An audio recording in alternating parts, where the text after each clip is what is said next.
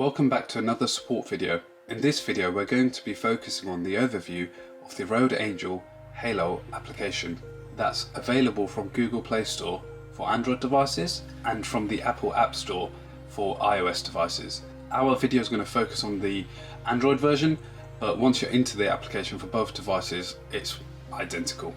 The first part of the video will focus on the general features within the application that are specific to all of the different cameras within the Halo Dash range, and then the second part of the video will focus on the specifics to the Halo Pro and the Halo Ultra.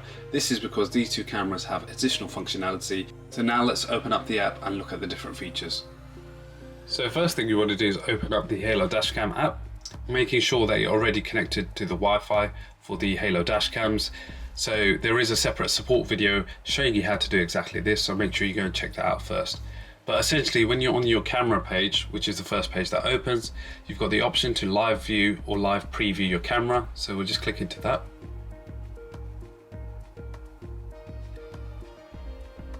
And then you can see over here, the camera's up and running right next to me. So that allows you to do a few different things. You can download, take a snapshot or make it full screen.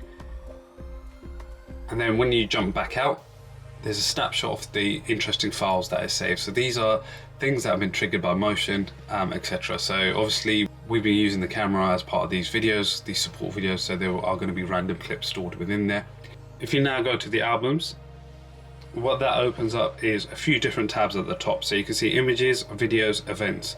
These are basically a snapshot of when the camera's detected movement. So using the G sensor within the dash cam, if it detects an event, like an accident or a sudden jolt of movement, it will automatically snapshot that file and save that, so it's available for easy access. But I'll just give you a flavor as to what this looks like. So when you go within the videos, you can see some of the videos are when we've been driving, some of them are literally when we've been mounting them in the car, so it's a little bit of movement here and there. And then events is pretty much the same thing, but just a little bit more specific. Then clicking on the cogwheels icon, that brings you to the dashboard of the settings page. Ignore the first part, we'll come back to that later on in the video, as that's specific to the Halo Ultra and the Halo Pro, and it's a GPS functionality. Let's go into the settings. You can obviously change the language. You can go into specific detailed camera settings. So again, these are the same for all cameras. So essentially you'll get to change the camera name. You can change the camera password. So when you're setting up the Wi-Fi, rather than using the generic password, you can come in here and change that. You can adjust the camera volume. So all of the audible cues that are given whilst the camera's turning on, you can adjust the volume on this. So it's a simple slider based mechanism. You then also have the option to toggle on and off the microphone recording. So all of the cameras have inbuilt microphones. So you can see here, for example, you can toggle it on and the microphone will automatically start recording the next time your dash cam's on. You can then choose the length of the snapshot, so that's for things like events, and when it detects that G sensor movement, how long do you want to keep it. You can adjust the resolution, so 1080p, 720p. Going into advanced settings, you have the ability to toggle on and off the date and time, the startup sound, and then you can also change some of the parking mode settings. So again, you would need to be hardwired in your installation, but here again you can see some of the settings you can tailor as part of that. So you can shrink the video, you can choose for it to just be in ordinary video mode, which is continuous recording, or you can have it in dormancy where it only activates when it detects movement. You have the ability to adjust the image as well if you wanted to flip it left to right, mirror the video for example. And finally, you have the G sensor sensitivity. So this you'll be able to test as you're driving. If you hear the camera snapshot pretty often, then you know it's probably set a little bit too sensitive, so you'd probably want to set it to low. Likewise, if you're failing to trigger the sensitivity, you'd probably want to adjust it to high. The other option you have is camera storage management, which is basically where you come to format your memory card. So it'll give you a view to the internal memory and you can click format. Again, there's a specific support video on this if you want to see how to format your devices. And then finally, you've got your camera info, which is just a snapshot of the version that your camera is running, what device you've logged in from, and the running time. So that gives you an overview of the features across all of the dash cams. Now let's look at some of the specific functionality within the Halo Pro and the Halo Ultra. So one of the immediate differences is on the camera summary page, you now get a dashboard. So we're connected to the Halo Ultra, but you get a similar dashboard for the Halo Pro as well because of the GPS functionalities. And what it usually gives you is an overview to your current mileage, how long you've been driving, and what your average speed has been. So obviously we're sat indoors at the moment, so that's why it's reporting 0 across this, but you get the idea. It'll give you an overview of your driving. The file list is exactly the same as we've shown you before, but when you go into preview, so you've got the GPS at the bottom, which shows you your location. So as you're driving, etc., this would move, but obviously you probably wouldn't move on this scale, but you can pinch and zoom, do pretty much what you would expect on a normal map. And then the other main difference here is on the preview, you can now see there's a speed aspect as well. So rather than just the date and the time, there's now a speed aspect as well. So that's because of the GPS functionality. And again, it's the same on the Halo Pro as well.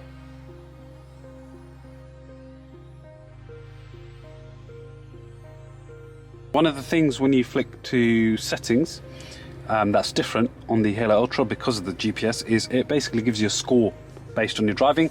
So rapid acceleration, hard braking, any sudden turns, and then a nice little fun numeric score. So it gives you a rating out of, well, I presume is 100, and tells you how good you're doing. It'll give you a start and finish location, distance, time, and a few other things. What you can then do is drill down into this. It'll give you a little chart of how you did, where you went, where you were actually doing some of the harsh stuff, and then what you can actually do is go down into this, which is pretty cool.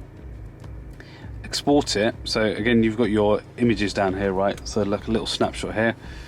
It's showing you your max speed throughout that period, how that went, any elevation changes, acceleration, performance, etc. So you get the idea that I'd be able to track all of that information. And then by pressing the little camera icon at the top, and then what that ends up doing is basically overlay all of this onto what looks like a JPEG image. And then you can basically just hit, where is it? You can just hit save. So going into the settings, you'll immediately notice there's a driving statistics mentioned. So you can toggle those on and off, and what those actually look like, if you go back to camera, go into your live view, flip the phone sideways, you'll see you get a set of different gauges available on the screen. So you've got your miles per hour, you've got some average speed and distance, you've got your G meter. So basically, if I just move the camera around, you'll see the G meter move there. So pretty cool stuff. You've also then got your compass and some driving information across the top as well. So things like elevation, journey of your current distance, so that's like a trip, I guess, and how long the journey's been continuing. So this will take it from the time that the camera's been powered on. Looking at the specific camera setting differences, so coming in here, the first one to mention is the ADAS risk sensitivity. So that's the advanced driving aid that the Halo dashcams have, and it detects the proximity from the car in front and gives you an audible warning. So let's click into the advanced settings to see if anything else has changed. So you now have the option to switch on video encoding, so H.265. You have the option to toggle off the speed. So if you do not want your GPS speed to show up on your dashcam recordings, you can toggle it off here. Everything else remains pretty much the same as it has across the previous dashcams. And that pretty much concludes the overview of the application.